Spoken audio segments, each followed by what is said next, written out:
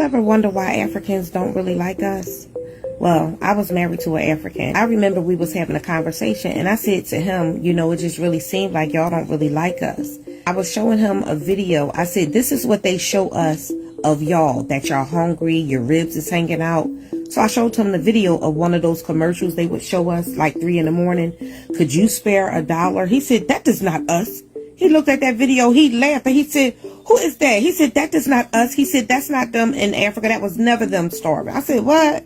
So then I said, well, what is they showing y'all of us? He said the movies that they see of us is that we are, you know, our men sell drugs, you know, which they do. But they sell drugs and they just murder anything walking. They murder everybody. And so I said, well, what they show y'all about us? He said, they show them that we're prostitutes and we get high. And I was like, what? And so then he said when he went to get his papers from